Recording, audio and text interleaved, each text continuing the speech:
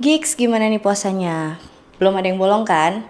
Kali ini aku mau bahas soal salah satu kekaisaran Islam yang besar dan kuat pada masanya.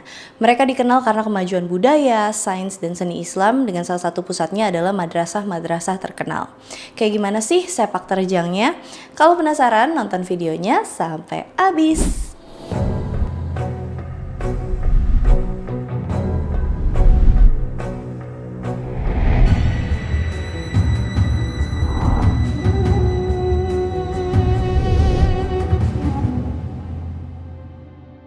Kekaisaran Timurid nggak bisa dipisahin sama satu tokoh sentral yang luar biasa ambisius, kejam, tapi juga jenius, yaitu Timur, yang di dunia internasional lebih dikenal sebagai Tamerlane atau Timur the Lame. Julukan the Lame sendiri berasal dari luka parah yang Timur dapat pas dia dewasa. Kemungkinan akibat panah yang kena kakinya pas pertempuran di wilayah Persia Timur. Jadi kakinya pincang seumur hidup dan satu tangannya juga mengalami cedera. Tapi kondisi fisik ini sama sekali nggak menghalangi kecerdasannya dalam strategi perang. Justru dari sinilah muncul citra Timur sebagai pemimpin yang keras, tahan banting, dan tanpa ampun. Timur lahir tanggal 8 April 1336 di dekat kota Kesh, wilayah Transoxiana yang sekarangnya Shahrisabz, Uzbekistan. Wilayah itu ada di bawah pengaruh Chagatai Khanate, salah satu pecahan dari Kekaisaran Mongol, warisannya Genghis Khan. Timur berasal dari suku Barlas, suku Turko-Mongol yang sebenarnya bukan keturunan langsungnya Genghis Khan sih, tapi masih satu leluhur. Dan inilah yang nantinya bikin posisinya tuh agak nggak sah secara tradisi Mongol, tapi justru maksa dia bangun legitimasi lewat kekuatan militer. Dari muda, Timur udah hidup di dunia yang keras. Transoxiana abad ke-14 itu wilayah yang kacau. Para bangsawan lokal saling perang, sisa-sisa kekuasaan Mongol yang makin lemah, gak ada otoritas tunggal yang benar-benar kuat. Dalam kondisi kayak gini, Timur tumbuh sebagai pemimpin militer lokal yang oportunis. Sekitar tahun 1360-61, dia tuh mulai muncul sebagai tokoh penting pas bersekutu dengan Amir Husain, cucu dari penguasa sebelumnya, Khazagan. Awalnya mereka sekutu, sama-sama ngelawan invasi dari Tugluk Timur, penguasa Mogulistan. Tapi seiring waktu, hubungan mereka retak karena ambisi dan perebutan kekuasaan. Timur yang tadinya beraliansi sama Amir Husain malah jadi saling musuhan. Puncaknya terjadi tahun 1370. Setelah serangkaian perang saudara yang panjang dan berdarah, Timur berhasil mengepung dan ngalahin Amir Husain di Balkh. Amir Husain pun dieksekusi dan di tahun yang sama, Timur secara resmi memproklamasikan dirinya sebagai penguasa Transoxiana. Karena dia bukan keturunannya Genghis Khan, Timur nggak nyebut dirinya Khan, tapi dia pakai gelar Amir dan ngangkat penguasa boneka dari garis keturunan Chagatai buat menjaga hukum tradisional. Ibu kota kekuasaannya ditetapin di Samarkand, kota yang nantinya bakal jadi simbol kejayaan budaya dan politik Kekaisaran Timurid. Setelah menguasai Transoxiana, Timur langsung bergerak cepat buat memperluas wilayahnya nih. Dia sadar kalau kekuasaannya tuh masih rapuh, banyak bangsawan lokal yang nggak sepenuhnya setia, dan wilayah sekitarnya tuh penuh dengan kerajaan kecil yang saling bermusuhan. Timur manfaatin deh situasi ini, of course dengan sangat cerdas. Dia bukan cuma menaklukkan dengan pedang, tapi juga dengan politik, pernikahan, dan propaganda. Salah satu langkah pentingnya adalah menikahi Sarai Mulk Khanum, seorang putri dari garis keturunan Genghis Khan yang ngasih dia legitimasi simbolis sebagai penerus tradisi Mongol. Di awal tahun 1370-an, Timur mulai nyatuin wilayah-wilayah di sekitar Samarkand. Kota-kota kayak Bukhara, Kujan, dan Tashkent itu jatuh ke tangannya. Mulai 1380, Timur milih sasaran berikutnya ke Persia yang saat itu terpecah belah antara berbagai dinasti kecil dan bekas wilayah Ilkhanate Mongol yang udah runtuh. Tahun 1381, dia ngerebut Herat, salah satu kota terpenting di Khorasan. Awalnya Herat nyerah, tapi kemudian terjadi pemberontakan. Timur balas dengan cara yang kejam, ribuan orang dan tengkorak mereka disusun jadi menara-menara raksasa sebagai peringatan. Tahun 1383-85, Timur ngelanjutin ekspansinya ke wilayah Persia bagian tengah. Kota-kota kayak Isfahan, Shiraz, Yazd masuk dalam list berikutnya. Isfahan khususnya ngalamin tragedi besar tahun 1387. Awalnya kota itu juga nyerah, tapi pas penduduknya ngeberontak dan beberapa tentara Timur, dibalaslah dengan pembunuhan massal. Di balik kebrutalan ini, Timur punya visi yang jauh lebih gede. Dia pengen bangun kekaisaran yang menyaingi atau bahkan melampaui kekuasaannya Genghis Khan. Tapi beda dengan bangsa Mongol yang lebih fokus sama mobilitas, Timur mulai bangun pusat-pusat budaya dan administrasi. Setiap kota yang dia taklukin, para pengrajin, ilmuwan, arsitek, seniman, itu dipindahin ke Samarkand. Dengan cara ini Samarkand berubah dari kota biasa jadi pusat dunia Islam di timur, penuh dengan madrasah, masjid, dan istana megah. Menjelang akhir dekade ke-1380-an, wilayah timur udah mencakup hampir seluruh Transoksiana dan sebagian besar Persia Timur. Orang-orang mulai menyebutnya sebagai Scourge of God atau cambuk Tuhan, karena kehancuran yang dia bawa kemanapun dia pergi. Di titik ini timur gak lagi sekedar bangun kekaisaran nih, dia mulai membentuk mitos tentang dirinya sendiri. Sebagai penakluk yang ditakdirin sebagai penerus Genghis Khan dan pembawa kehendak Tuhan. Kekaisaran Timur udah membentang dari Asia Tengah sampai Persia, tapi ambisinya tuh jauh lebih gede dari itu sebenarnya. Salah satu musuh terbesar ya justru adalah orang yang dulu pernah dia bantu buat naik tahta, yaitu Toktamish, klan dari Golden Horde. Ini udah aku bahas dikit ya pas video Golden Horde kemarin, yang belum nonton bisa cek nanti. Awalnya Toktamish adalah sekutunya si Timur. Di sekitar tahun 1376-78, Timur tuh sempat bantuin Toktamish ngalahin para rivalnya dan nguasain wilayah Golden Horde, termasuk daerah Rusia Selatan. Berkat bantuan Timur, Toktamish berhasil merebut Sarai, ibu kotanya Golden Horde, dan nyatuin kembali wilayahnya. Masalahnya setelah Toktamish jadi kuat, dia nggak mau lagi berada di bawah bayang-bayang Timur. Dia mulai ngeklaim wilayah-wilayah Kaukasus dan Persia Utara yang udah dikuasain sama Timur. Ini micu perang besar antara dua kekuatan paling mengerikan di dunia saat itu. Perang pertama pecah tahun 1387 pas Toktamish nyerang Azerbaijan dan wilayah Kaukasus. Timur ngebalas dengan ekspedisi besar ke utara. Bentrokan mereka pertama terjadi di dekat Sungai Kondurcha tanggal 18 Juni 1391. Dalam pertempuran ini Timur ngalahin Toktamish, tapi nggak ngancurin dia sepenuhnya sih. Toktamish kabur dan konflik belum selesai sampai di sini. Timur tahu satu hal, selama Golden Horde masih berdiri, dia nggak akan pernah aman. Jadinya dia merencanakan kampanye penghancuran total. Tahun 1395, Timur meluncurkan invasi besar ke wilayah Golden Horde. Mereka ketemu lagi dalam pertempuran Sungai Terek tanggal 15 April 1395. Kali ini kemenangan Timur itu benar-benar telak. Pasukan Toktamish hancur dan dia kabur lagi ke wilayah Lituania. Habis itu Timur nggak berhenti, kota-kota utama Golden Horde kayak Sarai, Astrakhan, dan Ukek dihancurin. Jalur perdagangan di Volga diporak-porandain. Wilayah Rusia Selatan ikut ngerasain dampaknya nih. Kota-kota kayak Ryazan dan daerah sekitar kayak dijarah. Walaupun Timur nggak masuk jauh ke Rusia Utara kayak Moskow sih, tapi hal ini udah bikin kekuatan Golden Horde tidak pernah pulih sepenuhnya abis serangan ini. Perang ini punya efek domino yang sangat penting nih bagi sejarah dunia. Melemahnya Golden Horde membuka jalan bagi kebangkitan kekuatan Rusia, khususnya Grand Duchy of Moscow, yang nanti bakal berkembang jadi Kekaisaran Rusia. Jadi secara nggak langsung Timur ikut membentuk masa depan Eropa Timur. Sambil ngancurin Golden Horde, Timur juga ngelakuin kampanye di wilayah Kaukasus. Kerajaan Georgia berulang kali diserbu antara tahun 1386 sampai 1403. Kota-kota pada dibakarin dan puluhan ribu orang dijadiin tawanan. Armenia, Azerbaijan, dan wilayah sekitarnya juga ngalamin nasib serupa. Walaupun Timur terkenal sebagai tapi dia bukan tipe penakluk yang ngancurin semuanya tanpa alasan. Dia ngancurin cuma yang ngelawan dia. Tapi juga ngebangun ulang kota-kota penting sebagai pusat perdagangan dan administrasi. Di setiap kampanye dia selalu bawa pulang ribuan pengrajin, arsitek, dan ilmuwan ke Samarkand. Tujuan berikutnya Timur adalah anak benua India yang saat itu diperintah sama Kesultanan Delhi di bawah Sultan Nasiruddin Mahmud Shah Tughlaq. Delhi dikenal sebagai salah satu kota terkaya di dunia, penuh dengan harta, gajah perang, dan perhiasan kerajaan. Secara ideologis, Timur ngebenarin invasi ini sebagai jihad melawan penguasa muslim yang dianggap dia lemah dan terlalu toleran terhadap non-muslim. Tapi alasan sebenarnya itu adalah ngincar kekayaan dan kekuasaan. Pada September 1398, Timur mulai perjalanannya dari Samarkand menuju India,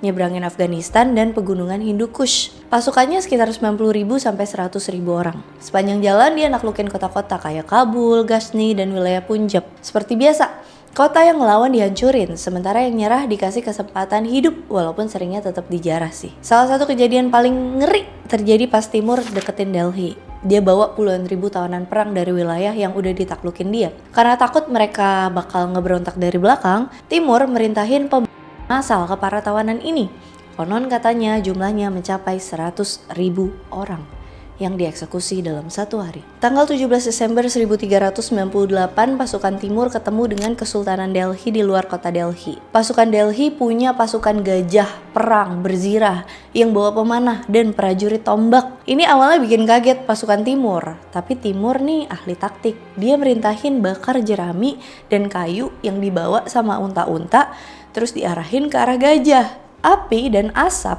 bikin gajah panik, terus pada balik ke arah dan nginjek-nginjek pasukan Delhi sendiri. Pasukan Delhi hancur total dan jalan menuju ibu kota terbuka lebar. Timur pun masukin Delhi beberapa hari kemudian. Awalnya dia janji bakal jaga ketertiban, tapi situasi cepat berubah. Dari Desember 1398 sampai Januari 1399, Delhi mengalami salah satu penjarahan paling mengerikan dalam sejarahnya. Kota itu dibakar, istana dan pasar dihancurin. Penduduknya dibantai atau dijadiin budak. Delhi yang dulunya pusat kebudayaan dan kekuasaan Islam di India berubah jadi kota hantu. Tapi Timur nggak berniat buat merintah India. India cuma jadi target penjarahan aja, bukan buat dikuasai. Setelah beberapa bulan, dia pun ninggalin Delhi dengan bawa emas dan perhiasan, ribuan budak, ratusan pengrajin dan arsitek, gajah-gajah perang, manuskrip dan karya seni. Harta rampasan dari India inilah yang nanti membiayai pembangunan besar-besaran di Samarkand termasuk masjid, madrasah, dan istana megah. Sebelum kembali, Timur nunjuk penguasa boneka di wilayah India Utara, terus dia pergi. Kesultanan Delhi gak pernah benar-benar pulih dari kehancuran ini. Setelah kampanye India, Timur merintahin pembangunan Bibi Khanim Mosque antara tahun 1399 sampai sekitar 1404 di Samarkand. Bikin ini jadi salah satu masjid terbesar pada masanya. Tepat di sampingnya berdiri Gur-e-Amir, sebuah mausoleum yang konstruksinya dimulai sekitar tahun 1403 dan selesai sekitar tahun 1404. Awalnya dibangun buat cucu favoritnya Timur, Muhammad Sultan. Tapi pas kematian Timur, nantinya mausoleum ini jadi tempat peristirahatan terakhir ya. Bangunan ini terkenal dengan kubah birunya yang gede. Target berikutnya Timur adalah Baghdad, kota legendaris yang pernah jadi pusat kejayaan Abbasiyah. Saat itu Baghdad berada di bawah kendali dinasti Jalayirid, dipimpin sama Sultan Ahmad Jalair. Tahun 1400 Timur bergerak ke Mesopotamia. Baghdad jatuh setelah perlawanan singkat. Baghdad yang udah melemah sejak serangan Mongol tahun 1258 itu semakin tenggelam dalam kehancuran. Dari Mesopotamia, Timur ngarahin pasukannya ke Suriah yang saat itu berada di bawah Kesultanan Mamluk diperintah oleh Sultan Faraj bin Barkuk.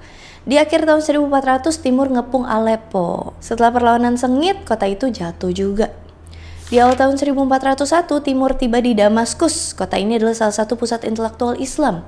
Disinilah tinggal sejarawan besar, Ibnu Khaldun, yang bahkan sempat ketemu langsung sama Timur dan nyatet pertemuan itu dalam tulisannya. Ibnu Khaldun gambarin Timur sebagai sosok yang sangat cerdas, manipulatif, dan penuh percaya diri. Damaskus pun akhirnya jatuh, tapi Timur sempat janjiin keselamatan untuk penduduknya. Tapi lagi-lagi janji itu cuma bertahan sebentar. Kota itu kemudian dijarah, dibakar, dan ribuan penduduk dijadiin tawanan.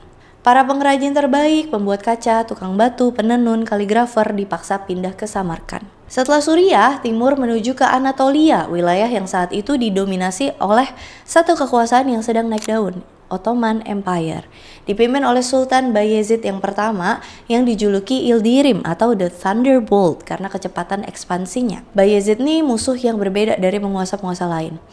Dia bukan kerajaan kecil yang terpecah, tapi pemimpin militer yang ambisius, disiplin, dan sangat berbahaya.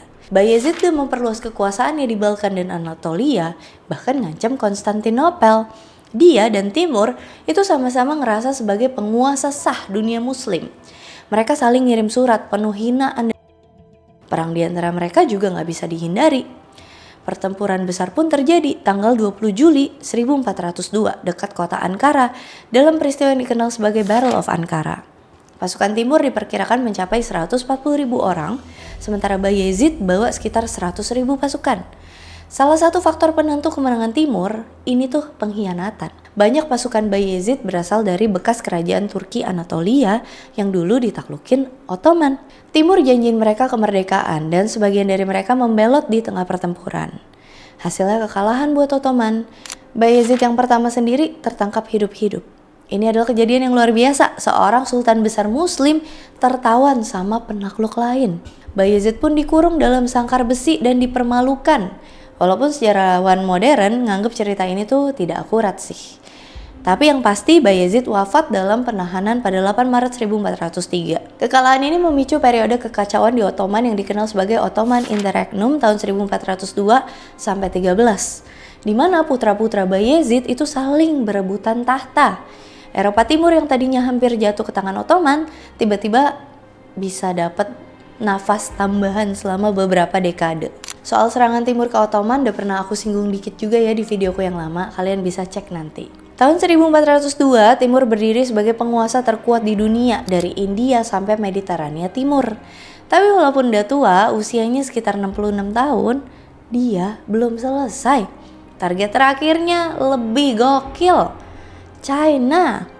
Saat itu China diperintah sama dinasti Ming di bawah Kaisar Yongle. Ming, seperti yang kita tahu, adalah kekaisaran yang kuat, terorganisir, dan punya pasukan gede. Timur nih nganggep Ming sebagai penerus tidak sah dari kekuasaan Mongol, dinasti Yuan. Dan seperti biasa, dia bungkus ambisinya dengan alasan dia mau mengembalikan tatanan dunia versi dirinya. Pada akhir tahun 1404, Timur mulai ngumpulin pasukan besar di wilayah Transoksiana. Walaupun udah tua dan kesehatannya menurun, dia tetap memimpin langsung loh. Tapi perjalanan ini terjadi di musim dingin yang sangat ekstrim sayangnya. Jadi dalam perjalanan Timur jatuh sakit di kota Otrar yang sekarang di Kazakhstan Selatan. Penyakitnya diperparah sama usia, kecapean, dan kemungkinan konsumsi alkohol yang berlebihan. Tanggal 18 Februari 1405, Timur wafat di Otrar di usianya yang ke-68 tahun. Kematian ini datang sangat tiba-tiba dan dampaknya luar biasa loh. Seluruh invasi ke China dibatalin, pasukan besar yang udah dikumpulin pada bubar, dan kekaisaran raksasa yang dibangun dia dengan darah dan besi tiba-tiba kehilangan kepemimpinannya. Jenazah Timur dibawa balik ke Samarkand dan dimakamin di Mausoleum Gur-e Amir. Makam ini masih berdiri sampai hari ini dan jadi salah satu situs paling ikonik di Asia Tengah. Timur gak ninggalin sistem suksesi yang rapi. Kayak banyak penakluk-penakluk besar lainnya, Timur bangun kekaisaran lewat kekuatan pribadi, bukan institusi yang stabil. Akibatnya begitu dia wafat, kekaisarannya langsung masuk ke dalam perang saudara. Beberapa kandidat muncul sekaligus. Cucunya, Khalil Sultan berhasil merebut Samarkand dan memproklamasikan dirinya sebagai penguasa tahun 1405. Tapi Khalil Sultan ini pemimpin yang lemah. Dia lebih tertarik sama kemewahan, pesta, dan kesenangan pribadinya dibanding ngelola kekaisaran. Dalam waktu singkat, para bangsawan, jenderal, gubernur daerah mulai pada membangkang. Sementara itu putranya Timur, Shahrukh, nguasain wilayah Khorasan dengan pusatnya di Herat. Beda dari ayahnya nih, Shahrukh bukan penakluk yang kejam. Dia lebih tertarik sama stabilitas, administrasi, agama, dan kebudayaan. Perang saudara berlangsung beberapa tahun. Tahun 1409, Shahrukh akhirnya berhasil ngalahin Khalil Sultan dan nguasain Samarkand. Shahrukh milih Herat sebagai pusat pemerintahannya. Ini keputusan simbolis. Herat bukan kota militer, tapi kota budaya. Di bawah Shahrukh, kekaisaran Timurid berubah secara drastis. Kalau di era Timur, era api dan darah, era Shahrukh, era pena, tinta, dan seni. Shahrukh memerintah dari tahun 1409 sampai 1447 dan masa inilah yang sering disebut sebagai zaman keemasan Timurid. Dia menstabilkan wilayah, menghidupkan perdagangan jalur sutra, dan jadiin Herat sebagai pusat intelektual dunia Islam. Istrinya, Gawar Shad, mainin peran besar dalam kebangkitan kebudayaan ini. Dia bukan sekedar permaisuri, tapi pelindung seni, arsitektur, dan pendidikan.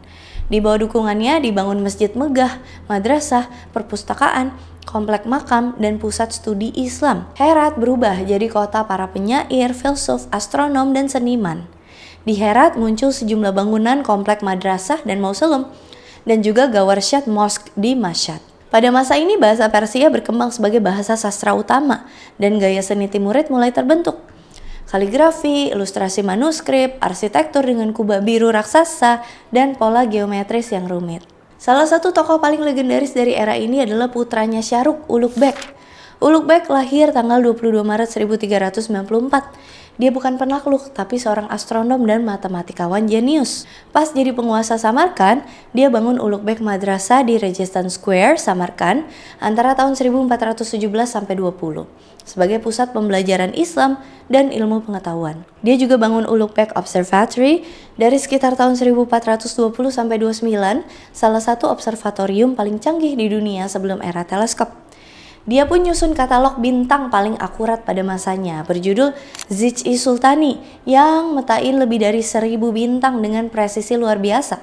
Bahkan ilmuwan Eropa berabad-abad kemudian masih pakai datanya. Tapi walaupun era Shahrukh terlihat damai, retakan mulai muncul di bawah permukaan. Para pangeran Timurid saling curiga, wilayah kekaisaran terlalu luas, Setiap daerah diperintah sama anggota keluarga yang punya ambisinya masing-masing. Dan seperti biasa dalam sejarah, stabilitas yang bergantung sama satu figur besar bakalan runtuh begitu figur itu hilang. Shah Rukh pun wafat tanggal 13 Maret 1447. Dengan kematiannya, satu-satunya sosok yang benar-benar nyatuin dan bisa menjaga keseimbangan kekaisaran pun lenyap. Salah satu kandidat utama yaitu putranya sendiri, Ulugh Beg. Ulugh Beg salah satu ilmuwan terbesar dunia Islam, tapi bukan politisi yang bijak. Ulugh Beg sejak muda lebih tertarik sama matematika, astronomi, dan filsafat daripada intrik istana atau perang. Ketika dia akhirnya naik sebagai penguasa Transoksiana dan Samarkand, dia nyoba memerintah dengan pendekatan intelektual, bukan kekerasan kayak kakeknya Timur. Masalahnya dunia politik Timurid tidak ramah bagi sosok idealisme. Para bangsawan nganggep dia lemah, para jenderal nggak menghormatinya, dan yang paling tragis anaknya sendiri, Abdal Latif Mirza, nganggep dia sebagai penghalang ambisinya. Ketegangan antara Ulugh Beg dan Abdal Latif Mirza memuncak tahun 1449. Abdal Latif Mirza memberontak, ngalahin pasukan ayahnya dan merebut Samarkand. Ulugh Beg ditangkap, dan gak lama kemudian tanggal 27 Oktober 1449 dia dieksekusi atas perintah anaknya sendiri. Dan kayak yang udah bisa ditebak ya, Abdal Latif Mirza sendiri gak bertahan lama. Dia dibunuh tanggal 9 Mei 1450, kurang dari setahun setelah merebut tahta. Setelah itu gak ada lagi figur sekuat Timur atau Shah Rukh. Wilayah Timurnya terpecah jadi beberapa kekuasaan keluarga yang saling bermusuhan. Masing-masing dipimpin sama pangeran Timurid yang mengklaim legitimasi, tapi gak ada yang cukup kuat buat nyatuin semuanya. Perang saudara terjadi hampir terus-menerus. Ekonomi mulai melemah, jalur perdagangan terganggu, kekuatan militer yang menyusut. Yang lebih parah, ancaman baru mulai muncul dari luar. Di utara muncul kekuatan baru yang sangat berbahaya. Uzbek dipimpin sama Abul Khair Khan dan nantinya dilanjutin sama cucunya, Muhammad Syaibani Khan. Mereka adalah bangsa stepa yang mirip Mongol tapi lebih terorganisir. Mereka mulai neken wilayah Timurid satu persatu. Timurid yang terpecah belah gak bisa ngasih perlawanan, banyak wilayah mereka direbut sama Uzbek. Di tengah kekacauan ini, satu sosok muncul sebagai harapan terakhir, yaitu Sultan Husain Baikara. Dia berhasil merebut Herat tahun 1469. Di bawah pemerintahannya, Herat kembali jadi pusat budaya dan seni. Tapi itu semua gak bertahan lama karena Uzbek masih terus menyerang wilayah-wilayah Timurid. Di tengah kekacauan ini, muncul satu sosok yang nantinya jadi legenda, Zahiruddin Muhammad Babur. Lahir tanggal 14 Februari 1483 di Andijan. Dia adalah keturunan langsung Timur dari pihak ayah dan keturunan Genghis Khan dari pihak ibu. Darah dua penakluk terbesar dunia mengalir di tubuhnya. Dia juga masih sepupu jauh sama Sultan Husain Baikara. Di usianya yang ke-11 tahun, Babur mewarisi kerajaan kecil Fergana setelah ayahnya wafat. Tapi dia langsung dikepung pemberontakan, pengkhianatan, dan perang saudara. Babur sejak muda terobsesi sama satu kota, Samarkand. Dia berhasil merebutnya tahun 1497, tapi kehilangan Fergana. Pas ngerebut Fergana malah kehilangan Samarkand lagi. Ngerebut lagi, kehilangan lagi. Semua usahanya hancur total pas Muhammad Syaibani Khan datang dengan pasukan Uzbek. Babur kalah, terusir, dan kehilangan seluruh wilayahnya di Asia Tengah. Dia berubah dari seorang pangeran pewaris kekaisaran besar jadi penguasa tanpa tanah, tanpa rumah, tanpa masa depan yang jelas. Tahun 1504, Babur melarikan diri ke selatan dan berhasil merebut Kabul yang jadi basis barunya. Disinilah hidupnya mulai berubah. Dia sadar bahwa Asia Tengah udah gak lagi bisa dia pertahanin, tapi Babur gak nyerah. Tujuannya pun beralih ke selatan, ke India. India saat itu belum pulih sepenuhnya dari kehancuran yang ditinggalin Timur lebih dari 1 abad sebelumnya ya. Kesultanan Delhi lemah, penuh konflik internal, kepemimpinannya goyah. Babur pun ngelihat kesempatan emas di sini. Dengan pasukan yang relatif kecil tapi disiplin dan dipersenjatai dengan teknologi militer modern, Babur pun bergerak ke India.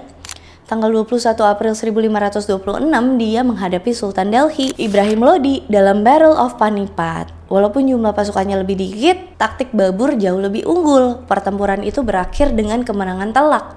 Ibrahim Lodi tewas, Delhi jatuh. Soal Babur udah pernah aku bahas di video yang lama ya. Dan soal kekaisaran Mughal akan aku bahas nanti di video terpisah ya. Di hari itu bukan cuma sebuah kerajaan yang berakhir, tapi sebuah dunia baru lahir, Kekaisaran Mughal. Kekaisaran Timurid emang runtuh di Asia Tengah, tapi justru bangkit kembali di India dalam bentuk yang jauh lebih besar dan lebih stabil. Dengan itu, Kekaisaran Timurid emang berakhir secara politik, tapi warisannya justru hidup lebih lama dari yang pernah Timur bayangin. Selain itu, Kekaisaran Timurid berperan besar dalam penyebaran dan transformasi peradaban Islam ke wilayah baru, terutama lewat kelahiran Kekaisaran Mughal di India yang bertahan lebih dari 300 tahun. Lewat Babur dan keturunannya, nilai-nilai Islam ditanamkan di anak benua India. Ini ngelahirin salah satu peradaban Islam yang paling makmur dalam sejarah. Jadi walaupun Timur sendiri dikenal karena kekerasannya, warisan Timurid justru buktiin kalau dari kehancuran bisa lahir kebangkitan intelektual dan spiritual yang sangat berpengaruh. Oke, sampai di sini dulu kisah dan pembahasan soal Kekaisaran Timuridnya. Seperti biasa, kalau misalnya ada yang mau ditambahin, ada yang mau didiskusikan, ada yang mau dikoreksi, ada yang mau di-request, komen aja di kolom komentar. Tetap semangat jalanin ibadah puasanya ya, Geeks ya. And as always, thank you so much for watching. I hope you get excited and I'll see you again on my next video. Bye!